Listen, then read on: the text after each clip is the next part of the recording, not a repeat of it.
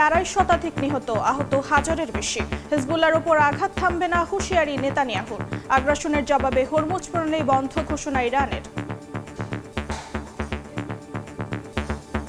মধ্যপ্রাচ্যের সংঘাত নিরসনে শনিবার পাকিস্তানে ইরান যুক্তরাষ্ট্র সংলাপ।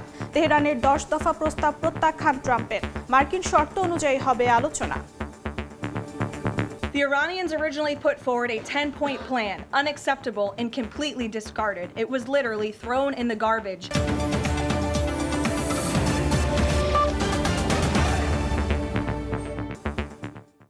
আন্তর্জাতিক সময়ের সঙ্গে আছি আমি অর্জিতা শেহসিন।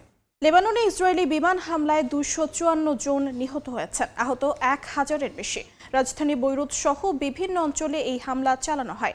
ইসরায়েলি প্রধানমন্ত্রী বিনিয়ামিন নেতানিয়াহু সাফ জানিয়েছেন, ইরানের সাথে যুদ্ধবিরতি হলেও হিজবুল্লাহর ওপর হামলা থামবে না। হোয়াইট হাউসও দাবি করেছে, ইরান যুক্তরাষ্ট্র যুদ্ধবিরতি চুক্তিতে লেবানন অন্তর্ভুক্ত নয়। এদিকে লেবাননে হামলার জেরে হরমুজ প্রণালী ইরান বন্ধ করেছে বলে জানিয়েছে দেশটির গণমাধ্যম। যুক্তরাষ্ট্র ও ইরানের যুদ্ধবিরতি চুক্তির কয়েক ঘন্টা যেতে না যেতেই লেবাননে ভয়াবহ হত্যাযজ্ঞ চালিয়েছে ইসরায়েলি বিমান বাহিনী। রাজধানী বৈরুত, দেশটির পূর্ব ও দক্ষিণাঞ্চলে হামলায় বহু মানুষ নিহত হওয়ার খবর পাওয়া গেছে। লেবাননের পার্লামেন্ট স্পিকার এটিকে পূর্ণমাত্রার যুদ্ধাপরাধ বলে অভিহিত করেছেন। যুদ্ধবিরতির মধ্যে হামলা হয়েছে ইরানেও। বুধবার দেশটির ইস্পাহান ও কেরমান শহরে বিস্ফোরণের শব্দ শোনা গেছে। এর পরপরই সেখানকার আকাশ প্রতিরক্ষা ব্যবস্থা সক্রিয় করা হয়। এই হামলার ঘটনাকে যুদ্ধবিরতির চরম লঙ্ঘন বলে দাবি করছে তেহরান, যদিও যুক্তরাষ্ট্র বা ইসরায়েল এই হামলার বিষয়টি নিশ্চিত করেনি। এমন পরিস্থিতিতে ইসরায়েলি প্রধানমন্ত্রী বিনিয়ামিন নেতানিয়াহু তার আক্রমণাত্মক অবস্থান পুনর্ব্যক্ত করেছেন। এক ভিডিও বার্তায় তিনি সাফ জানান, ইরানের সাথে যুদ্ধবিরতি হলেও হিজবুল্লাহর ওপর হামলা থামবে না। তবে যুদ্ধবিরতি নিয়ে ঘরের মাঠে তীব্র সমালোচনার মুখেও পড়েছেন তিনি। বিরোধী দলীয় নেতা ইয়াইর লাপিদ এই যুদ্ধবিরতিকে কূটনৈতিক বিপর্যয় বলে আখ্যা দিয়েছেন। তিনি বলেন, নেতানিয়াহু কৌশলগতভাবে চরম ব্যর্থ হয়েছেন। চলমান অভিযান থেকে তিনি কোনো লক্ষ্যই পূরণ করতে পারেননি বলেও অভিযোগ লাপিদের। এদিকে লেবাননে ইসরায়েলি হামলার জেরে হরমুজ প্রণালী ইরান বন্ধ করে দিয়েছে বলে দাবি করেছে দেশটির গণমাধ্যম। একই সঙ্গে নেতানিয়াহুর হুঁশিয়ারির কড়া জবাব দিয়ে ইরানের বিপ্লবী গার্ড বাহিনী আইআরজিসি জানিয়েছে, শত্রুরা সামান্য ভুল করলে তারা পূর্ণমাত্রার প্রতিক্রিয়ার জন্য প্রস্তুত। এদিকে ইরানের পররাষ্ট্রমন্ত্রী আব্বাস আরাকচি হুঁশিয়ারি দিয়ে বলেছেন, যুক্তরাষ্ট্রকে হয় পূর্ণ যুদ্ধবিরতি নয়তো ইসরায়েলের মাধ্যমে প্রক্সি যুদ্ধ যে কোনো একটি পথ বেছে নিতে হবে। এক সংবাদ সম্মেলনে হোয়াইট হাউস জানিয়েছে, ইরান যুক্তরাষ্ট্র যুদ্ধবিরতি চুক্তিতে লেবানন অন্তর্ভুক্ত নয়। এ বিষয়ে প্রেসিডেন্ট ট্রাম্প ও নেতানিয়াহুর মধ্যে পূর্ণ সমন্বয় রয়েছে বলে জানান প্রেস সচিব ক্যারোলাইন লেভিট। তবে ভবিষ্যতে লেবাননকেও যুদ্ধবিরতির আওতায় আনা হবে কিনা তা নিয়ে আলোচনা চলতে পারে বলে ইঙ্গিত দেন তিনি। একই সুরে কথা বলেছেন মার্কিন ভাইস প্রেসিডেন্ট জেডি ভেন্সও। ইরান ও যুক্তরাষ্ট্রের মধ্যকার প্রস্তাবিত অস্ত্রবিরতি চুক্তিতে লেবানন ইস্যু অন্তর্ভুক্ত নয় বলে সাফ জানিয়েছেন তিনি। সাংবাদিকদের ভেন্স বলেন, লেবানন ইস্যুতে ইরান যদি সমঝোতা থেকে সরে আসে তবে তা হবে চরম বোকামি। ফারহাদ চৌধুরী, সময় সংবাদ। হরমুজ প্রণালী দিয়ে জাহাজ চলাচল নিয়ে তৈরি হয়েছে চরম ধোঁয়াশা। ইরানের সংবাদ মাধ্যম এই কৌশলগত জলপথ বন্ধের দাবি করলেও মার্কিন প্রশাসন বলছে এমন খবরের সত্যতা নেই। আন্তর্জাতিক শিপিং কোম্পানিগুলো এই রুটে তাদের জাহাজের অবস্থান নিয়ে উদ্বেগ প্রকাশ করেছে। বিশ্লেষকরা বলছেন, হরমুজ প্রণালী খুলে দেয়া হলেও এই সংকটের একটি দীর্ঘমেয়াদী প্রভাব বিশ্ব অর্থনীতি থেকে যাওয়ার আশঙ্কা রয়েছে। বিশ্বের মোট জ্বালানি তেলের 1/3 পরিবাহিত হয় যে পথ দিয়ে। সেই হরমুজ প্রণালী নিয়ে হঠাৎ করেই শুরু হয়েছে নানা গুঞ্জন। ইরানের সরকারি গণমাধ্যমগুলো দাবি করছে, লেবাননে ইসরায়েলি হামলার কারণে বর্তমানে এই রুটে জ্বালানিবাহী নৌযান চলাচল বন্ধ রাখা হয়েছে, যদিও মার্কিন প্রশাসন বলছে এমন খবরের কোনো সত্যতা নেই। এদিকে আন্তর্জাতিক শিপিং কোম্পানিগুলো এই রুটে তাদের জাহাজের অবস্থান নিয়ে উদ্বেগ প্রকাশ করেছে। জাহাজ মালিকরা জানিয়েছেন, প্রণালীটি দিয়ে পুনরায় যাতায়াত শুরু করার আগে চুক্তির শর্তাবলী সম্পর্কে তারা আরও স্বচ্ছ ও বিস্তারিত তথ্য চান। সমুদ্র সীমায় নজরদারি চালানো বিভিন্ন সংস্থা বলছে, ওই অঞ্চলে জাহাজ চলাচল আসলেই পুরোপুরি বন্ধ কিনা তা নিয়ে এখনও অস্পষ্টতা কাটেনি। হরমুজ প্রণালী খুলে দেয়া হলেও জ্বালানি খাতের উৎপাদন ও লজিস্টিক সংকট দ্রুত কাটবে না বলে মনে করেন বিশ্লেষকরা। গত কয়েক সপ্তাহে বন্ধ হয়ে যাওয়া তেলের খনিগুলো পুনরায় চালু করা প্রযুক্তিগতভাবে বেশ জটিল ও ব্যয়বহুল। এছাড়া বিশ্বের বড় বড় তেলবাহী ট্যাঙ্কারগুলো বর্তমানে উপসাগরীয় অঞ্চল থেকে হাজার হাজার মাইল দূরে অবস্থান করছে। ফলে এই বিশাল নৌবহরকে বন্দরে ফিরিয়ে এনে পুনরায় সরবরাহ ব্যবস্থা স্বাভাবিক করতে আরও কয়েক সপ্তাহ সময় লেগে যেতে পারে। চলমান এই যুদ্ধে তেল রপ্তানির ক্ষেত্রে ব্যাপক ক্ষয়ক্ষতির মুখে পড়েছে মধ্যপ্রাচ্যের দেশগুলো। বিশেষ করে ইরাকের রপ্তানি কমেছে 82% এবং কুয়েত ও কাতার তাদের স্বাভাবিক সরবরাহের প্রায় 3/4 হারিয়েছে। তথ্য বলছে যুদ্ধের প্রভাবে বাজার থেকে প্রায় 20 কোটি ব্যারেলের বেশি তেল উধাও হয়ে গেছে, যা প্রায় 103টি বিশাল সুপার ট্যাঙ্কার পূর্ণ করার সমান। যদিও সৌদি আরব ও আমিরাত বিকল্প পথে কিছুটা সরবরাহ বজায় রেখেছিল, তবে সামগ্রিক ক্ষতি পুষিয়ে নেওয়া এখন বড় চ্যালেঞ্জ তাদের জন্য। এই সংকটের একটি দীর্ঘমেয়াদী প্রভাব বিশ্ব অর্থনীতিতে থেকে যাওয়ার আশঙ্কা করছেন অর্থনীতিবিদরা। যুদ্ধে ক্ষতিগ্রস্ত হওয়া তেল শোধনাগার ও অবকাঠামো পুনর্নির্মাণ করতে দীর্ঘ সময় এবং বিপুল অর্থের প্রয়োজন হবে। এর ফলে জ্বালানির বাজারে অস্থিরতা বজায় থাকতে পারে 2027 সাল পর্যন্ত। বিশ্লেষকদের মতে তেলের এই উচ্চমূল্য কেবল যাতায়াত নয়, বরং সাধারণ মানুষের নিত্য প্রয়োজনীয় পণ্যের বাজার ও খাদ্যদ্রব্যের দামকেও দীর্ঘ সময় ধরে ঊর্ধ্বমুখী রাখতে পারে। ফারহাদ চৌধুরী, সময় সংবাদ। ইরানের দেয়া 10 দফার শান্তি প্রস্তাবে রয়েছে বেশ কিছু কঠিন শর্ত। হরমুজ প্রণালীর একছত্র নিয়ন্ত্রণের পাশাপাশি মধ্যপ্রাচ্য থেকে মার্কিন সেনা প্রত্যাহারের দাবি। তেহরানের বিরুদ্ধে সব নিষেধাজ্ঞা প্রত্যাহার ও ভবিষ্যতে হামলা না চালানোর নিশ্চয়তাও আছে। বিশ্লেষকরা বলছেন, প্রস্তাবগুলো নিয়ে আলোচনা হলেও হরমুজ প্রণালীর নিয়ন্ত্রণ আর লেবানন ইস্যু নিয়ে এখনও অনিশ্চয়তা কাটেনি। যুক্তরাষ্ট্র যুদ্ধবিরতিতে সম্মত হওয়ার পর আলোচনায় ইরানের 10 দফা প্রস্তাব। কেননা এটাকে ঘিরেই ডোনাল্ড ট্রাম্পের আক্রমণের চরম সময়সীমা শেষ হওয়ার আগ মুহূর্তে তেহরান হরমুজ প্রণালী সাময়িকভাবে খুলে দেওয়ার ঘোষণা দেয়। হোয়াইট হাউস জানিয়েছে, ইরানের দেয়া 10 দফার প্রস্তাবটি পর্যালোচনার জন্য একটি কার্যকর ভিত্তি হতে পারে। ইরানের দেওয়া 10 দফার শান্তি প্রস্তাবে রয়েছে বেশ কিছু কঠিন শর্ত। এর মধ্যে রয়েছে ইরানের উপর থেকে সব ধরনের প্রাথমিক ও মাধ্যমিক নিষেধাজ্ঞা প্রত্যাহার এবং মধ্যপ্রাচ্য থেকে মার্কিন সেনা সরিয়ে নেওয়া। এছাড়া জব্দকৃত সম্পদ ফেরত দেওয়া এবং হরমুজ প্রণালীতে তেহরানের স্থায়ী নিয়ন্ত্রণ বজায় রাখার দাবিও জানানো হয়েছে। হরমুজ প্রণালী দিয়ে জাহাজ চলাচলে ফি আদায়ে নতুন এক প্রস্তাব ঘিরে শুরু হয়েছে বিশ্বজুড়ে বিতর্ক। ইরানের পরিকল্পনা অনুযায়ী এই জলপথ দিয়ে যাতায়াত করা প্রতিটি জাহাজ থেকে $20 লাখ পর্যন্ত টোল আদায় করা হতে পারে, যা ব্যয় হবে যুদ্ধবিধ্বস্ত অঞ্চলের পুনর্গঠনে। জানিয়ে মিশ্র প্রতিক্রিয়া জানিয়েছে ট্রাম্প প্রশাসন। শর্তের মধ্যে আরও রয়েছে ইরানের মিত্র গোষ্ঠীগুলোর বিরুদ্ধে চলমান যুদ্ধের অবসান ঘটানো। যদিও লেবাননের হিজবুল্লাহ ইস্যুতে দ্বিমত প্রকাশ করেছে ইসরায়েল। আন্তর্জাতিক আইনি নিশ্চয়তা চেয়েছে ইরান। ভবিষ্যতে আর কোনো আগ্রাসন চালানো হবে না তারও গ্যারান্টি চেয়েছে তেহরান। পারমাণবিক কর্মসূচির স্বীকৃতির কথা থাকলেও কৌশলতা এড়িয়ে যাওয়া হয়েছে বলে দাবি বিশ্লেষকদের। রাহানুল রানা, সময় সংবাদ। ইরানের দেয়া 10 দফা নয়, মার্কিন চাপের মুখে তেহরান নতি স্বীকার করায় নতুন ভিত্তিতে শান্তি আলোচনা শুরু হচ্ছে বলে জানিয়েছে হোয়াইট হাউস। প্রেস সচিব জানান, যুক্তরাষ্ট্রের দেয়া 15 দফার সঙ্গে সঙ্গতিপূর্ণ দাবি তেহরান উত্থাপন করায় যুদ্ধবিরতিতে সম্মত হন মার্কিন প্রেসিডেন্ট। এদিকে ইরানের প্রস্তাবিত শর্তের 3টি লঙ্ঘন হয়েছে বলে অভিযোগ করেছে তেহরান। দুই দেশের এমন পাল্টাপাল্টি অবস্থানের মধ্যেই ইরানের সঙ্গে আলোচনায় অংশ নিতে শনিবার ইসলামাবাদ সফরে যাচ্ছেন মার্কিন প্রতিনিধি দল। রক্তক্ষয়ী সংঘাতের পর 2 সপ্তাহের জন্য যুদ্ধবিরতিতে সম্মত হয়েছে যুক্তরাষ্ট্র ইরান। তবে এর কয়েক ঘন্টা যেতে না যেতেই ইরানের প্রস্তাবিত 10 দফা শর্তের 3টি লঙ্ঘন করা হয়েছে বলে অভিযোগ করেছেন দেশটির পার্লামেন্ট স্পিকার। সামাজিক যোগাযোগ মাধ্যমে দেয়া পোস্টে তিনি বলেন, লেবাননকে যুদ্ধবিরতির আওতাভুক্ত রাখার বিষয়ে পাকিস্তানের প্রধানমন্ত্রীর দেয়া আশ্বাস ভঙ্গ হয়েছে এবং ইরানের আকাশসীমায় অনুপ্রবেশকারী ড্রোন শনাক্ত করা হয়েছে। এমন পরিস্থিতিতে দ্বিপাক্ষিক যুদ্ধবিরতি বা আলোচনার ভিত্তি নষ্ট হয়ে গেছে বলে আশঙ্কার কথা জানান তিনি। এদিকে তেহরানের দেয়া 10 দফা প্রস্তাব মার্কিন প্রেসিডেন্ট শুরুতেই প্রত্যাখ্যান করেছে বলে দাবি হোয়াইট হাউসের। এক সংবাদ সম্মেলনে প্রেস সচিব ক্যারোলিন লিভিট জানান, বিভিন্ন গণমাধ্যম দাবি করেছে ইরানের প্রস্তাব মেনে নিয়ে যুদ্ধবিরতিতে গেছেন ট্রাম্প, তবে এমন দাবি সঠিক নয়। লিভিট বলেন, ইরানের ইউরেনিয়াম সমৃদ্ধকরণ বন্ধ করার বিষয়টি প্রেসিডেন্ট ট্রাম্পের কাছে এখনো red line. The Iranians originally put forward a 10-point plan that was fundamentally unserious, unacceptable, and completely discarded. It was literally thrown in the garbage by President Trump and his negotiating team. Many outlets in this room have falsely reported on that plan as being acceptable to the United States, and that is false. শান্তি প্রস্তাব নিয়ে দুই দেশের এমন পাল্টাপাল্টি অবস্থানের মধ্যেই ইরানের সঙ্গে সরাসরি আলোচনায় অংশ নিতে শনিবার পাকিস্তানের রাজধানী ইসলামাবাদ সফরে যাচ্ছেন শীর্ষ মার্কিন প্রতিনিধি দল। হোয়াইট হাউস জানিয়েছে এই সংলাপে অংশ নেবেন মার্কিন ভাইস প্রেসিডেন্ট জেডি ভ্যান্স এবং ট্রাম্পের জামাতা জ্যারেড কুশনার ও বিশেষ দূত স্টিভ উইটকফ। নির্ধারিত সময়ের মধ্যে একটি ফলপ্রসূ চুক্তিতে পৌঁছাতে প্রেসিডেন্ট ট্রাম্পের বিশেষ এই দল কাজ করবে বলে জানিয়েছে ওয়াশিংটন।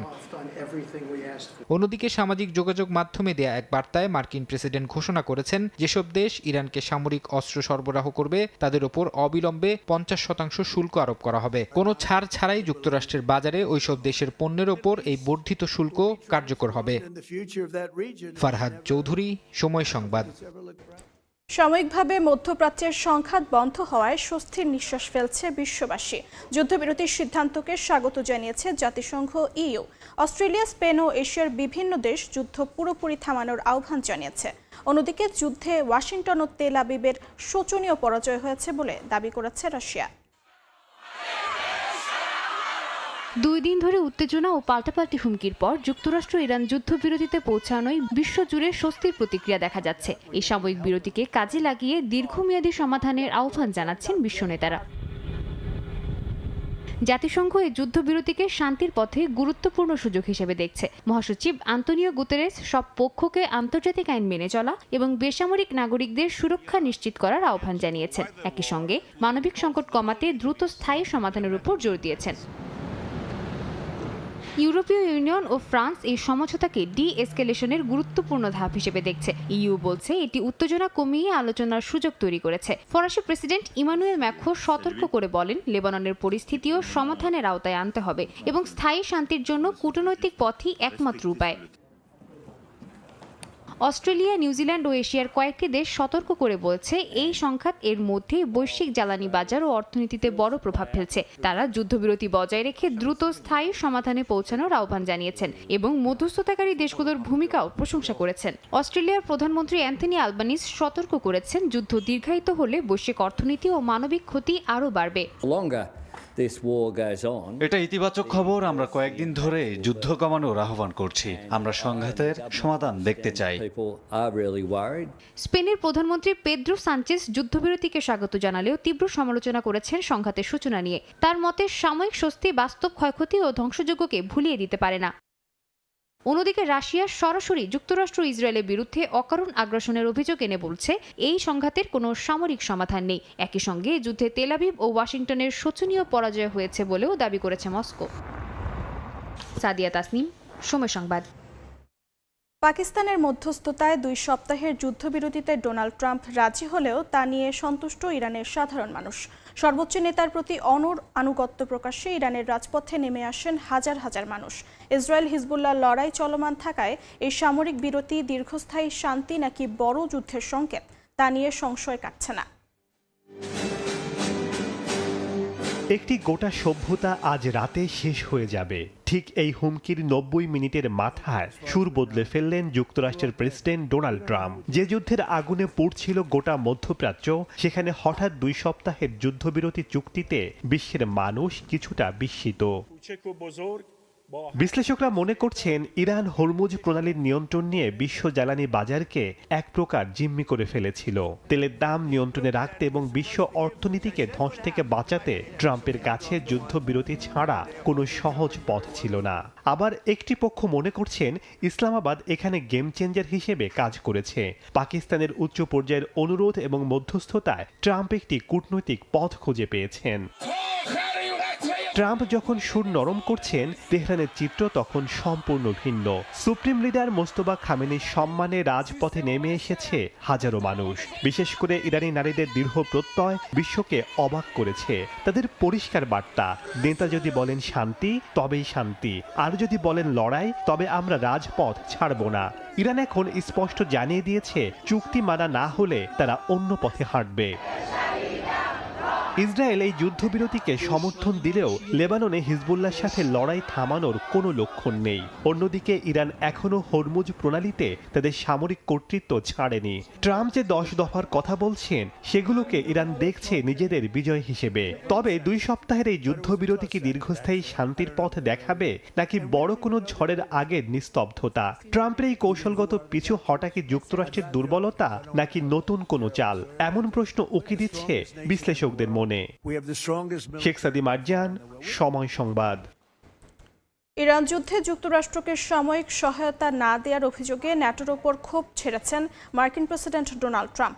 এমনকি নতুন করে গ্রিনল্যান্ড দখলের হুমকি দিয়েছেন। আন্তর্জাতিক গণমাধ্যমের প্রতিবেদন বলছে ন্যাটোভুক্ত কিছু দেশকে শাস্তি দেওয়ার কথা ভাবছেন ট্রাম্প। এছাড়াও জোটটি থেকে যুক্তরাষ্ট্র বের হয়ে যেতে পারে এমন আশঙ্কাও প্রকাশ করা হয়েছে।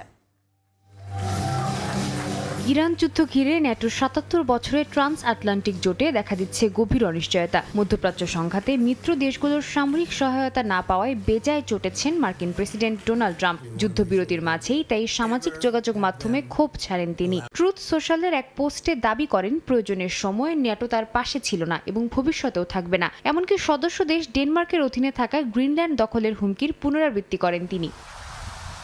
হোয়াইট হাউসের বক্তব্যেও সেই অসন্তোষের প্রতিফলন দেখা গেছে। প্রেস সচিব ক্যারোলিন লেভিট বলেন, ইরান যুদ্ধের সময় ন্যাটোকে পরীক্ষা করা হয়েছিল, যেখানে তারা ব্যর্থ হয়েছে। ট্রাম্প প্রশাসনের দাবি, অনেক মিত্র দেশ মার্কিন বাহিনীকে ঘাঁটি ব্যবহারের সুযোগ দেয়নি, এমনকি সামরিক সহায়তাতেও অনীহা দেখিয়েছে। এতে যুক্তরাষ্ট্রের দীর্ঘদিনের নিরাপত্তা অংশীদারিত্ব নিয়ে প্রশ্ন উঠছে। এটা খুবই দুঃখজনক যে ন্যাটো গত 6 সপ্তাহ ধরে মার্কিন জনগণের দিক থেকে মুখ ফিরিয়ে নিয়েছে, যখন মার্কিনিরাই তাদের প্রতিরক্ষায় অর্থায়ন করছে। তবে ন্যাটো মহাসচিব মার্ক রুটে বলছেন ভিন্ন কথা। স্থানীয় সময় বুধবার ওয়াশিংটনে মার্কিন প্রেসিডেন্টের সঙ্গে দেখা করতে এসে তিনি জানান, সব দেশ সমানভাবে ভূমিকা না রাখলেও অধিকাংশ ইউরোপীয় দেশ লজিস্টিক, ঘাঁটি ব্যবহারের সুযোগ এবং অন্যান্য সহায়তা দিয়েছে। রুটে আরও জানান, ট্রাম্পের সঙ্গে তার আলোচনা ছিল খোলামেলা ও স্পষ্ট, যেখানে ট্রাম্পের হতাশার বিষয়টি সরাসরি উঠে এসেছে। এদিকে ন্যাটোর কিছু সদস্য দেশকে শাস্তি দেওয়ার কথা ভাবছে ট্রাম্প প্রশাসন। ইরান যুদ্ধে সহযোগিতা না করা দেশগুলো থেকে মার্কিন সেনা সরিয়ে অন্য দেশে মোতায়েনের প্রস্তাব বিবেচনায় রয়েছে। স্পেন ও জার্মানির মতো দেশগুলো নিয়ে অসন্তোষ থাকলেও পোল্যান্ড, রোমানিয়া ও লিথুয়ানিয়ার মতো দেশকে বেশ সহযোগিতাপূর্ণ হিসেবে দেখা হচ্ছে। এরই মধ্যে ন্যাটো থেকে যুক্তরাষ্ট্র বেরিয়ে যাওয়ার সম্ভাবনাও আলোচনায় এসেছে। সাদিয়া তাসনিম, সময় সংবাদ। এক রাতেই মুছে যাবে সভ্যতা। ট্রাম্পের এমন হুমকির পর রাস্তায় নেমে যায় লাখো ইরানি। বিদ্যুৎ কেন্দ্র ঘিরে মানব ঢাল, হাতে পতাকা নিয়ে বার্তা আসে, নিজেরাই দেশ রক্ষা করবে জনগণ। যুদ্ধের প্রান্তে দাঁড়িয়ে ইরান দেখালো ভয় নয়, প্রতিরোধী তাদের পরিচয়। মার্কিন প্রেসিডেন্ট ডোনাল্ড ট্রাম্পের হুমকির পর এক অভূতপূর্ব দৃশ্য দেখল বিশ্ব। সময় বেঁধে দিয়ে তিনি বলেছিলেন, হরমুজ প্রণালী খুলে না দিলে ধ্বংস হবে ইরানের গুরুত্বপূর্ণ অবকাঠামো, এমনকি একটি সভ্যতাও নিশ্চিহ্ন হয়ে যাবে। কিন্তু সেই আতঙ্কের পরেই দেখা যায় ভিন্ন চিত্র। রাস্তায় নেমে আসে সাধারণ মানুষ। ইরানের প্রেসিডেন্ট মাসুদ পেজেশকিয়ান জানান, প্রায় 1,40,00,000 মানুষ দেশ রক্ষায় জীবন দিতে প্রস্তুত, তাই স্বেচ্ছায় নাম লিখিয়েছে। রাজধানী তেহরান থেকে তাবরিজ বিদ্যুৎ কেন্দ্র, সেতু, গুরুত্বপূর্ণ স্থাপনা ঘিরে মানব শৃঙ্খল তৈরি করে তরুণরা। হাতে জাতীয় পতাকা নিয়ে তারা জানায় তাদের সম্পদ তারাই রক্ষা করবে। যুদ্ধের প্রান্তে দাঁড়িয়ে ইরান দেখালো ভয় নয়, প্রতিরোধী তাদের পরিচয়। ইরানের যুব কাউন্সিলের কর্মকর্তা আলীরেজা রহিমি সরাসরি আহ্বান জানান শিক্ষার্থী, শিল্পী, ক্রীড়াবিদ সবাইকে এগিয়ে আসার। রাজনৈতিক মতভেদ ভুলে জাতীয় সম্পদ রক্ষায় ঐক্য গড়ার এই ডাক দ্রুত ছড়িয়ে পড়ে দেশ জুড়ে। এর আগেও পারমাণবিক স্থাপনা ঘিরে এমন মানব ঢালের নজির রয়েছে, তবে এবারে পরিসর অনেক বড়। নাদিম মারজান, সময় সংবাদ। 40 দিনের ইরানের যুদ্ধে ক্ষতিগ্রস্ত হয়েছে মধ্যপ্রাচ্যের বিভিন্ন দেশ। এর প্রভাব পড়েছে এসব দেশে বসবাসরত প্রবাসী বাংলাদেশিদের ওপর। ইরানের হামলায় সৌদি আরবে 3 জন, বাহরাইনে 1 জন আর সংযুক্ত আরব আমিরাতে 2 জন বাংলাদেশি নিহত হয়েছেন। এই যুদ্ধবিরতি যেন স্থায়ী হয় সেই প্রত্যাশা করছেন মধ্যপ্রাচ্যে বসবাসরত প্রবাসী বাংলাদেশিরা। যুক্তরাষ্ট্রের হামলার পর থেকেই মধ্যপ্রাচ্যের বিভিন্ন দেশে অবস্থিত মার্কিন সামরিক ঘাঁটিকে লক্ষ্যবস্তু করে ইরান। কুয়েতের বিমানবন্দর থেকে শুরু করে সৌদি আরবের তেল পরিশোধনাগার, মধ্যপ্রাচ্যের বিভিন্ন স্থাপনায় মিসাইল হামলা চালানো হয়। বাহরাইনেও ভয়াবহ মিসাইল হামলা চালায় তেহরান। যুদ্ধের এই ক্ষত কাটিয়ে উঠতে মধ্যপ্রাচ্যের অনেক সময় লাগবে বলে মনে করছেন বিশ্লেষকরা। এর সরাসরি প্রভাব পড়েছে মধ্যপ্রাচ্যে বসবাসরত প্রবাসী বাংলাদেশিদের ওপর। মধ্যপ্রাচ্যের হামলায় বেশ কয়েকজন বাংলাদেশি নিহত হয়েছেন। ইরানের হামলায় সৌদি আরবে 3 জন, বাহরাইনে 1 জন আর সংযুক্ত আরব আমিরাতে 2 জন বাংলাদেশি নিহত হয়েছেন বলে জানা গেছে। নিরাপত্তা পরিস্থিতির কারণে সাময়িকভাবে নিজেদের আকাশসীমা বন্ধ রেখেছে কুয়েত সরকার। আংশিক বন্ধ ছিল সৌদি আরব ও সংযুক্ত আরব আমিরাতের আকাশসীমাও। এতে বাংলাদেশ সহ বিভিন্ন দেশে সরাসরি বিমান চলাচল বন্ধ হয়ে গেছে। দেশে ফিরতে না পেরে বিপাকে পড়েছেন অনেক প্রবাসী। আমরা চাই সবসময় যুদ্ধটা বন্ধ থাকুক। পরবর্তীতে আমাদের মনে করেন না, মধ্যপ্রাচ্যে যারা চাকরি করি তারা এখন দেশে যাওয়ার জন্য খুব সমস্যা হচ্ছে। তারপর বিভিন্ন বিমান বন্ধ থাকার কারণে আমাদের ভোগান্তিতে আমরা সবসময় আছি। 40 দিনের ইরান যুক্তরাষ্ট্রের এই যুদ্ধবিরতি যেন স্থায়ী হয় সেই প্রত্যাশাই করছেন প্রবাসী বাংলাদেশিরা। বর্তমান অবস্থা কিছুটা স্বস্তি দিলেও বিরাজ করছে পুনরায় যুদ্ধ শুরু হওয়ার শঙ্কা। সবাইকে এখন সচেতন করবে আরো কিছু দীর্ঘদিনের মজুদ রাখার জন্য। আমি মনে করি কিছু শিক্ষণীয় বিষয় হচ্ছে সবাই এখন ব্যাংকিং ব্যবস্থা তার মানে স্টক কিপিং এবং সেলিং এগুলো রেগুলারাইজ করে ফেলবে। অত্যন্ত সুন্দরভাবে এটাকে কিন্তু হ্যান্ডেল করেছে। আমি আশা করব অর্থনৈতিক যে ইয়াটা হবে, এখানে যে ক্ষতিটা হয়েছে ব্যবসায়ী থেকে আরম্ভ করে অন্যরা, এ ব্যাপারেও এই সরকার কিছু পদক্ষেপ নেবেন বলে আমি মনে করি। অনেক প্রবাসী কাজ হারানোর শঙ্কা, নিরাপত্তা ঝুঁকি এবং দেশে ফিরতে না পারার দুশ্চিন্তায় ছিলেন। তাই এই যুদ্ধবিরতিকে স্থায়ী রূপ দিয়ে স্বাভাবিক জীবনযাত্রা ফিরিয়ে আনার আহ্বান জানিয়েছেন তারা। মালিহা সুহরওয়ার্দী, সময় সংবাদ।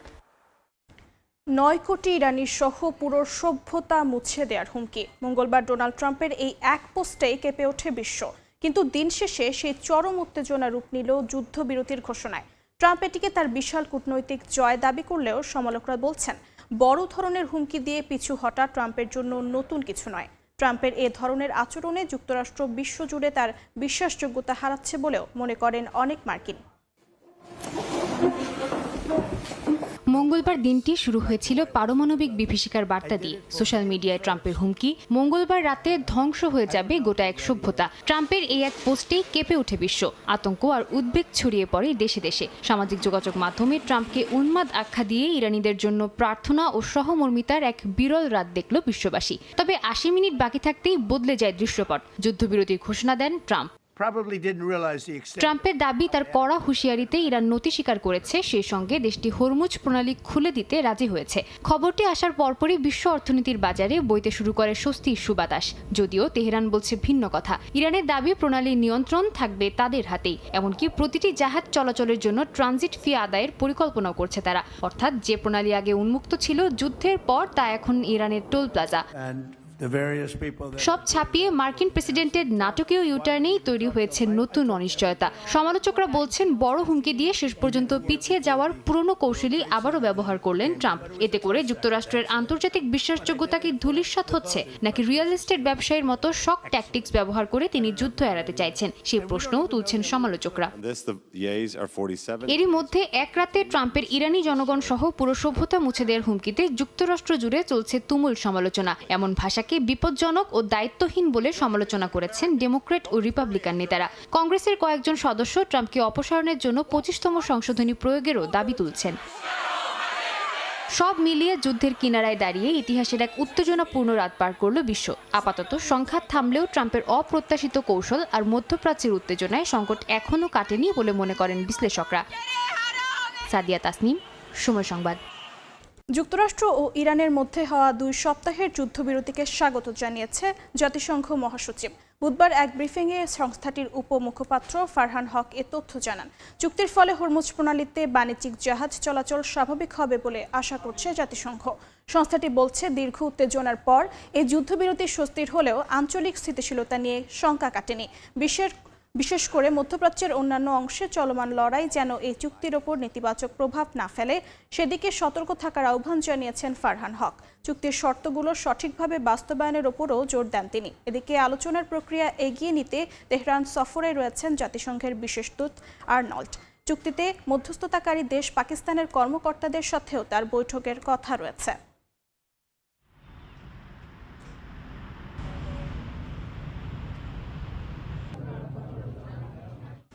গাজা সিটি ও উপত্যকার মধ্যাঞ্চলে কয়েক দফা হামলা চালিয়েছে দখলদার বাহিনী। এতে আল জাজিরার সাংবাদিক সহ অন্তত 4 জন নিহত হয়েছেন। এ নিয়ে উপত্যকাটিতে সাংবাদিক নিহতের সংখ্যা বেড়ে দাঁড়িয়েছে 262 জনে। বুধবার এক বিবৃতিতে এই তথ্য নিশ্চিত করেছে গাজার সরকারি মিডিয়া অফিস। বিবৃতিতে বলা হয়, এই হত্যাকাণ্ড ফিলিস্তিনি সাংবাদিকদের পরিকল্পিতভাবে লক্ষ্যবস্তু করার একটি অংশ। গাজায় কর্মরত গণমাধ্যম কর্মীদের নিরাপত্তা নিশ্চিত করতে এবং ইসরায়েলের এই কৌশলগত হত্যাকাণ্ড বন্ধে আন্তর্জাতিক সাংবাদিক ফেডারেশন ও বিশ্ব সংবাদ মাধ্যমগুলোর জরুরি হস্তক্ষেপ কামনা করা হয়েছে। একই সাথে এই অপরাধের জন্য দায়ীদের আন্তর্জাতিক আদালতে বিচারের আওতায় আনার দাবি জানানো হয়। গাজা উপত্যকায় সাংবাদিকদের জন্য পরিস্থিতি অত্যন্ত বিপজ্জনক বলে উদ্বেগ জানিয়েছে আন্তর্জাতিক সাংবাদিক সুরক্ষা সংস্থা সিপিজে।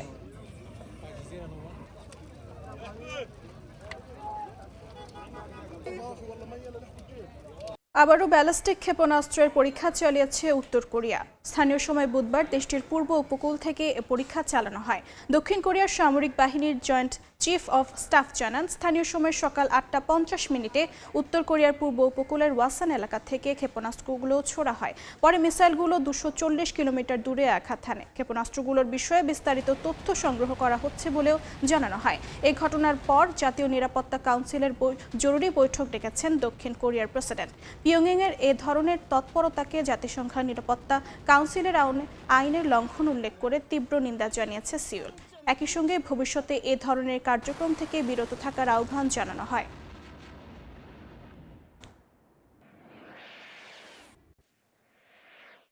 আন্তর্জাতিক সময়ে আরও থাকছে। যুক্তরাষ্ট্রের নিউ ইয়র্কের সড়ক দুর্ঘটনায় নিহত বাবা ছেলে সহ 3 বাংলাদেশির জানাজা সম্পন্ন। নিউ জার্সিতে দাফন, অশ্রুসিক্ত চোখে বিদায় জানান হাজারো প্রবাসী। চীনা সশস্ত্র বাহিনীতে রাজনৈতিক সংস্থার আরও জোরদার করার নির্দেশ দিয়েছেন দেশটির প্রেসিডেন্ট শি জিনপিং। বুধবার বেইজিংয়ের ন্যাশনাল ডিফেন্স ইউনিভার্সিটিতে উচ্চপদস্থ সামরিক কর্মকর্তাদের এক প্রশিক্ষণে অধিবেশনে তিনি এই আহ্বান জানান। শি জিনপিং জোর দিয়ে বলেন, সেনাবাহিনীর প্রতিটি সদস্যকে অবশ্যই কমিউনিস্ট পার্টির প্রতি অনুগত থাকতে হবে। অধিবেশনে প্রেসিডেন্ট শি সতর্ক করে বলেন, ব্যক্তিগত স্বার্থ ও দুর্নীতি কোনোভাবেই পার্টির আদেশের সঙ্গে সামঞ্জস্যপূর্ণ নয়। তিনি কর্মকর্তাদের স্বচ্ছতা বজায় রাখার এবং সত্য বলার অভ্যাস গড়ে তোলার নির্দেশ দেন। আইন সবার জন্য সমান উল্লেখ করে তিনি জানান, আইন প্রয়োগের ক্ষেত্রে কোনো বিশেষ ব্যক্তি বা ব্যতিক্রমকে প্রশ্রয় দেওয়া হবে না। সামরিক বাহিনীর পুরনো ঐতিহ্য পুনরুদ্ধার এবং কর্মকর্তাদের সাধারণ সেনা সদস্যের মতো সেবা করার মানসিকতা বজায় রাখার উপরও গুরুত্ব দেন শি। সেন্ট্রাল মিলিটারি কমিশনের ভাইস চেয়ারম্যান এই প্রশিক্ষণ অধিবেশনের উদ্বোধনী অনুষ্ঠানে সভাপতিত্ব করেন।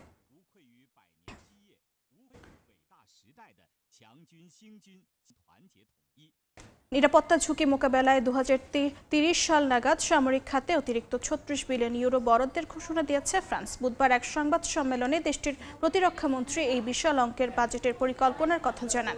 এই প্রকল্পের মাধ্যমে ফ্রান্স তাদের পারমাণবিক সক্ষমতা বৃদ্ধির পাশাপাশি মিসাইল ও ড্রোনের মজুদ বাড়াতে চায়। পরিকল্পনা অনুযায়ী নির্ধারিত সময়ের মধ্যে জিডিপির 2.5% সামরিক খাতে ব্যয় করা হবে। ফরাসি প্রতিরক্ষামন্ত্রী জানান, সমুদ্রতল থেকে মহাকাশ সব ক্ষেত্রে প্রতিকূলতার সাড়া দিতে সক্ষম হতে চায় তার দেশ। এই বিশাল বাজেটের একটি বড় অংশ ব্যয় হবে পারমাণবিক সক্ষমতা শক্তিশালী করতে, যা গত মার্চে প্রেসিডেন্ট ইমানুয়েল ম্যাক্রো ঘোষণা করেছিলেন। এছাড়া জনবল বাড়াতে 2030 সালের মধ্যে আরও 50,000 রিজার্ভ সেনা নিয়োগের লক্ষ্য নির্ধারণ করেছে প্যারিস। মূলত ন্যাটোর ভবিষ্যৎ নিয়ে অনিশ্চয়তা এবং বৈশ্বিক উত্তেজনার মধ্যে ইউরোপীয় শক্তি হিসেবে নিজেদের অবস্থান সুসংহত করতেই ফ্রান্সের এই সামরিক প্রস্তুতি।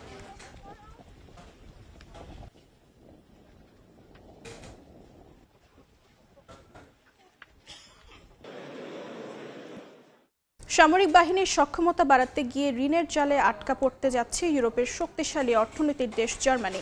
অর্থনীতিবিদরা বলছেন, চলতি বছরেও বাজেটে ঘাটতি পূরণ হবে মের্স প্রশাসনের জন্য বড় চ্যালেঞ্জ। জার্মানি থেকে বিটু বড়ুয়ার রিপোর্ট।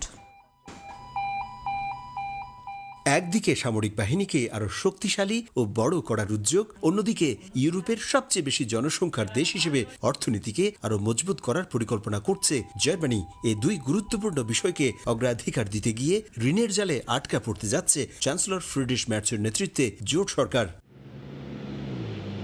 জার্মানির জাতীয় পরিসংখ্যান ব্যুরো জানিয়েছে গেল বছর জার্মানির সামরিক ব্যয় বেড়েছে 23% বেশি, যা 3,900 কোটি ইউরো। এই কারণে মোট বাজেটে ঘাটতি গেল 4 বছরের মধ্যে সর্বোচ্চ পর্যায়ে পৌঁছেছে। মঙ্গলবার প্রকাশিত ফেডারেল পরিসংখ্যান ব্যুরোর তথ্য বলছে, জার্মানির সামরিক বাহিনীকে শক্তিশালী করতে কেন্দ্রীয় ব্যাংক থেকে ঋণ নেওয়ার সিদ্ধান্তে গেল বছর 2025 সালেই দেশটির মোট বাজেটে ঘাটতি ছিল 12,000 কোটি ইউরোর বেশি। আর এই ঘাটতি 2024 সালের তুলনায় 2,200 কোটি ইউরো বেশি। দেশটির প্রতিরক্ষা ব্যয় 2029 সালের মধ্যে প্রায় 50,000 কোটি ইউরো ছাড়িয়ে যাবে বলে অনুমান করছে সামরিক বিশ্লেষকরা। এদিকে রাশিয়ার পররাষ্ট্র মন্ত্রণালয়ের মুখপাত্র মারিয়া জাখারোভা সতর্ক করে বলেছেন, সশস্ত্র বাহিনীকে শক্তিশালী করার পরিকল্পনা জার্মানি নিতেই পারে, তবে অতীতে ইউরোপের প্রধান সামরিক শক্তি হতে গিয়ে তা মুখ তুবড়ে পড়েছিল। জার্মানি থেকে বিটু বড়ুয়া, সময় সংবাদ। ভারতের একটি কেন্দ্রশাসিত 3 রাজ্যের বিধানসভা ভোট চলছে আজ। পাশাপাশি পশ্চিমবঙ্গেও চলছে নির্বাচনী প্রস্তুতি। প্রধানমন্ত্রী নরেন্দ্র মোদী পশ্চিমবঙ্গে নির্বাচনী প্রচারে যাচ্ছেন আজ। এ বিষয়ে বিস্তারিত জানাতে এই মুহূর্তে কলকাতায় আছেন সহকর্মী সুব্রত আচার্য, যাচ্ছি তার কাছে।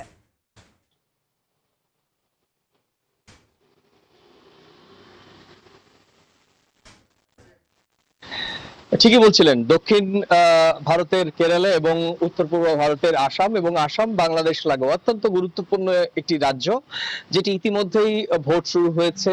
সকাল 7টায় ভোটে দীর্ঘ লাইনে দাঁড়িয়ে ভোটাররা তাদের ভোটাধিকার প্রয়োগ করেছেন। একই রকম ভাবে কেরলেও সকাল 7টা থেকে ভোট শুরু হয়েছে এবং সেখানেও লম্বা লাইনে দাঁড়িয়ে যেমনটি হয় আমরা দেখি গণতান্ত্রিক অধিকার প্রয়োগ করতে।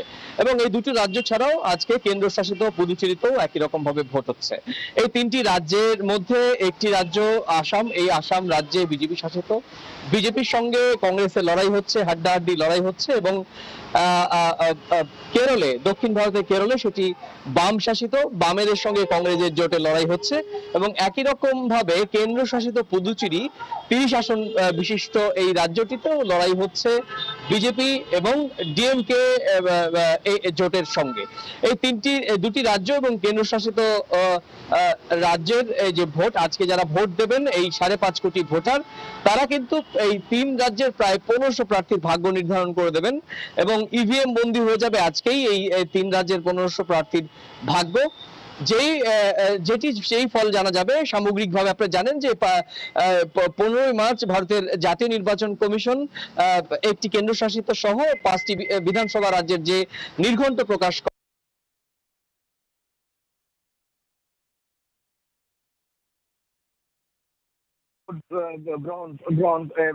ফলাফল জানা যাবে। তো যেটা বলছিলাম যে এই দুটো রাজ্য এবং একটি কেন্দ্রশাসিত ছাড়াও বাকি যে দুটো রাজ্য ভোট হচ্ছে, অর্থাৎ আমি যে ফলাফল জানা যাবে। তো যেটা বলছিলাম যে এই দুটো রাজ্য এবং একটি কেন্দ্রশাসিত ছাড়াও বাকি যে দুটো রাজ্য ভোট হচ্ছে, অর্থাৎ আমি যে রাজ্যের বাসিন্দা পশ্চিমবঙ্গ কিন্তু এই এপ্রিল মাসে 23 এবং 29 তারিখে ভোট হবে এবং 23 তারিখে এক দফায় ভোট হবে তামিলনাড়ুতে। পশ্চিমবঙ্গে ভোটের প্রচারণা, আপনারা জানেন যে ভোটের প্রচারণা 15 তারিখ নির্বাচনী যখন নির্ঘণ্ট প্রকাশ হয় তার আগের দিন থেকেই আমরা দেখেছি যে ময়দানে প্রধানমন্ত্রী নরেন্দ্র মোদী তার প্রচার শুরু করেন তার দলীয় প্রার্থীদের হয়ে, বিজেপির হয়ে। এবং তারপর প্রথম আনুষ্ঠানিকভাবে ভোটের নির্ঘণ্ট প্রকাশ করার পর আমরা দেখেছি যে গত সপ্তাহে কোচবিহারের রাসমেলা মাঠে প্রধানমন্ত্রী দলীয় প্রার্থীদের হয়ে আনুষ্ঠানিক প্রচার শুরু করেছেন। আজকে প্রধানমন্ত্রী নরেন্দ্র মোদী কিন্তু আবার 3টি ভোটের প্রার্থীদের দলীয় প্রচার করবেন। আপনি জানেন যে আজকে যে মেদিনীপুরে হলদিয়া ছাড়াও রাজ্যের আরো দুটো জায়গায় বীরভূমেও কিন্তু এরকম ভাবে তার রাজনৈতিক প্রচার করার, অর্থাৎ দলীয় প্রার্থীদের পক্ষে প্রচার করার কথা রয়েছে। প্রধানমন্ত্রী নরেন্দ্র মোদী চলে যাওয়ার পর আগামীকালই আবার আসবেন রাজ্যের দেশটির কেন্দ্রীয় স্বরাষ্ট্রমন্ত্রী বিজেপির শীর্ষ নেতা অমিত শাহ। আগামী 23 এবং 29 তারিখে 2 দফায় যে ভোট হবে, উত্তরবঙ্গে 152টি বিধানসভা আসনে ভোট হবে 23 তারিখ এবং দক্ষিণবঙ্গে অর্থাৎ কলকাতা লাগোয়া বা এই অঞ্চলের যে জেলাগুলো সেখানে 142টি বিধানসভা আসনের ভোট হবে 29 তারিখ। ফলাফল একই সঙ্গে জানা যাবে 4 মে এবং সেই দিনই কিন্তু রাজ্যের শাসক দল কে হবে, তৃণমূল না বিজেপি, সেটি কিন্তু জানা যাবে। তো এই ছিল আমার কাছে ভারতের যে একটি কেন্দ্রশাসিত 2টি রাজ্য সহ সামগ্রিকভাবে 5 রাজ্যের বিধানসভা নির্বাচনের রাজনৈতিক প্রচার প্রচারণা এবং ভোট নিয়ে আমার কাছে থাকা সবশেষ তথ্য। কলকাতা থেকে যুক্ত ছিলেন সহকর্মী সুব্রত আচার্য। চোখের অশ্রু ও ভালোবাসায় যুক্তরাষ্ট্র প্রবাসীরা শেষ বিদায় জানিয়েছেন মর্মান্তিক সড়ক দুর্ঘটনার 3 জন বাংলাদেশিকে। বুধবার দুপুরে নিউ ইয়র্কের ব্রঙ্কসে জানাজা শেষে নিউ জার্সিতে তাদের দাফন করা হয়। এ সময় হাজারো প্রবাসী উপস্থিত ছিলেন। নিউ ইয়র্ক থেকে হাসানুজ্জামান সাকির রিপোর্ট। যুক্তরাষ্ট্রের নিউ ইয়র্কের আলবানি থেকে বুধবার সকালে ব্রঙ্কসে পৌঁছায় সড়ক দুর্ঘটনায় নিহত 3 বাংলাদেশি মোহাম্মদ হিরামন, নাজমুল রুবেল ও ফাহিম হালিমের মরদেহ। দুপুরে স্থানীয় বাইতুল আমান ইসলামিক সেন্টারে তাদের জানাজায় উপস্থিত হন হাজারো মানুষ। জানাজার নামাজ পড়ান মসজিদের ইমাম ও খতিব মাওলানা আজির উদ্দিন। এ সময় নিহতদের পরিবারের সদস্যরা আবেগঘন বক্তব্য রাখেন। বলেন, মাত্র 6 বছর আগে পারিবারিক ভিসায় যুক্তরাষ্ট্রে আসেন তারা। নিয়মিত নামাজ পড়তেন, ধর্মীয় আচার অনুশাসনে ছিলেন অভ্যস্ত। তাদের এই মৃত্যু কোনোভাবেই মেনে নিতে পারছেন না স্বজনরা। ফাহিম আমার অনেক কাছের একটা ছোট ভাই। আমি অনেক অনেক অনেক ভালোবাসতাম ওরে। আমি যেখানে যাইতাম ওরে এখানে নিয়ে যাইতাম এবং বাংলাদেশে গিয়ে ওর সাথে অনেক আমরা উমরা করছি একসাথে। সবাই দোয়া করবেন আল্লাহ যেন তারা সবার জান্নাতুল ফেরদৌস দান করে। এখানে করছি মনে 2020 সালের দিকে। তারা সবসময় এখানে আসছিল। যারা আমার ভাই আমার আব্বারে চিনেন তারা যদি জানতে অজান্তে কোনো ভুল করে দেখে আল্লাহর রাস্তা আল্লাহর দিকে তাকায়া তাদেরকে মাফ করে দিন। সোমবার ব্রঙ্কস থেকে আলবানি যাওয়ার পথে মর্মান্তিক সড়ক দুর্ঘটনায় নিহত হন 60 বছর বয়সী বাবা হিরামন, ছেলে 29 বছরের রুবেল ও তার বন্ধু 25 বছর বয়সী ফাহিম। এদের মধ্যে বাবা ছেলের বাড়ি বাংলাদেশের কুমিল্লার মুরাদনগরে আর ফাহিমের বাড়ি নড়াইলে। জানাজা শেষে তাদেরকে নিউ জার্সিতে দাফন করা হয়েছে। গেল কয়েকদিন আগে নিউ ইয়র্কের বাংলাদেশি অধ্যুষিত উডসাইডে 19 বছরের এক কিশোরী সড়ক দুর্ঘটনায় নিহত হন। আর এবার নিহত হলেন আরও 3 বাংলাদেশি। একের পর এক বাংলাদেশিরা সড়ক দুর্ঘটনায় নিহত হওয়ার ঘটনায় শোকাহত কমিউনিটি।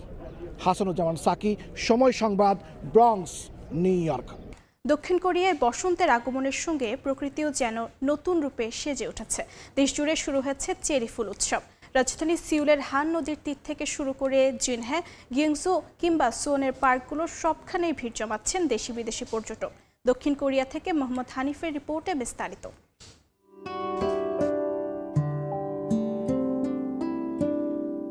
দক্ষিণ কোরিয়ায় বসন্ত মানেই যেন এক জীবন্ত কবিতা। শীতের নির্জীবতা কাটিয়ে প্রকৃতি যখন নতুন করে জেগে ওঠে, তখন চারপাশ জুড়ে ছড়িয়ে পড়ে চেরি ফুলের মায়াবী রূপ। সাদা আর হালকা গোলাপি পাপড়ির কোমল স্পর্শে ডেকে যায় শহরের পথঘাট, পার্ক আর নদীর তীর।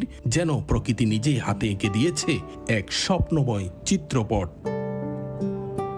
চেরি ফুলের এই সময়টুকু খুবই ক্ষণিকের, মাত্র কয়েক দিনের অতিথি, কিন্তু এই অল্প সময়ে তা মানুষের মনে তৈরি করে গভীর আবেগ, ভালোবাসা আর প্রশান্তির অনুভূতি। পরিবার, বন্ধু কিংবা প্রিয়জনকে সঙ্গে নিয়ে দেশ বিদেশি প্রকৃতিপ্রেমীরাই ছুটে আসেন এই সৌন্দর্যের কাছে। আমি তুরস্ক থেকে চেরি ফুল দেখতে এবার সিউলের ইয়াইদোতে এসেছি। তোমরা সুযোগ পেলে একবার অবশ্যই এখানে ঘুরতে এসো। এই সৌন্দর্য না দেখলে সত্যি অনেক কিছু মিস করে ফেলবে। চেরি ফুলগুলো সত্যি খুব অসাধারণ। রাজধানী সিউলের জামসিল লেক, বুসান কিংবা জিনহে, সবখানে এখন চেরি উৎসবের আমেজ। বিশেষ করে সিউলের হান নদীর তীর ইউইদোতে চেরি উৎসবকে ঘিরে তৈরি হয়েছে পর্যটকদের উপচে পড়া ভিড়। এই সময়টির জন্য অপেক্ষায় থাকেন প্রবাসী বাংলাদেশিরাও। দক্ষিণ কোরিয়ার চেরি উৎসব হচ্ছে বসন্তের আগমনী বার্তা, যেটা দেখতে দেশ তথা বিদেশ দক্ষিণ কোরিয়া এবং সহ দেশের পৃথিবীর বিভিন্ন দেশ থেকে এখানে মানুষ আগমন করে। দীর্ঘ 5 দিন ডিউটি করার পরে শনিবার এবং রবিবার আমাদের বন্ধের ছুটিতে আমরা এই উৎসবে আসি, এটি আমাদের দ্বারা খুবই ভালো লাগে। সেরেপুলের সৌন্দর্য উপভোগ করতে সবাই মিলিত হয়ে এখানে এসেছি। সেরেপুল কোরিয়াতে বছরে একবার আসে। এই সময়ে হয়তো এই সপ্তাহে সেরেপুলের যে ফেস্টিভ্যালটা শেষ হয়ে যাবে। দক্ষিণ কোরিয়া এখন বসন্তের পূর্ণতা, আর সেই বসন্তকে আরো রঙিন করে তুলেছে চেরি ফুলের অপার সৌন্দর্য। রাজধানী সিউল সহ গোটা দক্ষিণ কোরিয়া এখন চেরি ফুলের স্বর্গরাজ্য। রাস্তার দুই পাশে সারি সারি চেরি ফুল, এ যেন প্রকৃতি নিজেই সাজিয়েছে এক জীবন্ত চিত্রকর্ম। রাত নামলেই আলোকসজ্জায় চেরি ফুলের সৌন্দর্য যেন আরো রহস্যময় হয়ে ওঠে। ঝলমলে আলো আর ফুলের কোমল রং একসাথে মিলে সৃষ্টি করে এক অন্যরকম আবহ, যা হৃদয়ে গেঁথে থাকার মতো। দক্ষিণ কোরিয়া থেকে মোহাম্মদ হানিফ, সময় সংবাদ। জার্মানির বোন শহর এখন গোলাপের রঙে মোড়া। চেরি ফুলের মোহনীয় উৎসব দেখতে ভিড় জমিয়েছেন দর্শনার্থীরা। শহরের রাস্তা জুড়ে প্রায় ৩০০টি চেরি গাছের সমারোহ দেখে উচ্ছ্বাস প্রকাশ করছেন পর্যটকরা। রাইন অঞ্চলের পুরনো শহর যেন পরিণত হয়েছে স্বর্গে, যেখানে প্রকৃতি আর মানুষ একসাথে বসন্ত উদযাপন করছে। জাপানের সাকুরার মতোই নজর কাটছে এই ইউরোপীয় দৃশ্য। এমন সৌন্দর্যের দেখা মিলল জার্মানির বন শহরে। 1986 সালে প্রথম চেরি গাছ লাগানোর পর ধীরে ধীরে এই এলাকা পরিণত হয়েছে আন্তর্জাতিক পর্যটনের এক বড় আকর্ষণে। প্রতি বছর বিশ্বের বিভিন্ন প্রান্ত থেকে মানুষ সেখানে যায় এই ফুলের সৌন্দর্য দেখতে। অনেকে এই দৃশ্যকে জাপানের সাকুরা উৎসবের সঙ্গে তুলনা করেন। দারুণ লাগছে, দেখতেই পাচ্ছেন কত মানুষ বাইরে বেরিয়েছে, সত্যি সুন্দর। চেরি ফুলের এই রূপ উপভোগের সময় খুবই সীমিত, গড়ে মাত্র 2 সপ্তাহ। আবহাওয়া যত উষ্ণ হয়, ফুল তত দ্রুত ঝরে পড়ে। তাই অনেকেই অপেক্ষা করেন একটু ঠান্ডা আবহাওয়ার, যাতে এই সৌন্দর্য কিছুটা বেশি সময় ধরে থাকে। ফলে সময়ের সঙ্গে পাল্লা দিয়ে বিভিন্ন জায়গা থেকে মানুষ ছুটে আসেন এই অপরূপ দৃশ্য দেখতে। অর্জিতা শেহজিন, সময় সংবাদ। আন্তর্জাতিক সময়ের শীর্ষ সংবাদগুলো জানিয়ে দিচ্ছি আরেকবার। লেবাননে ইসরায়েলি হামলায় নিহত ছড়ালো 250। আক্রমণের জেরে ফের হরমুজ বন্ধ করল ইরান। উত্তপ্ত পরিস্থিতির মধ্যেই ইসলামাবাদে শনিবার তেহরান ওয়াশিংটন শান্তি আলোচনা। এবং যুক্তরাষ্ট্রের নিউ ইয়র্কের সড়ক দুর্ঘটনায় নিহত বাবা ছেলে সহ 3 বাংলাদেশির জানাজা সম্পন্ন। নিউ জার্সিতে দাফন, অশ্রুসিক্ত চোখে বিদায় জানান হাজারো প্রবাসী।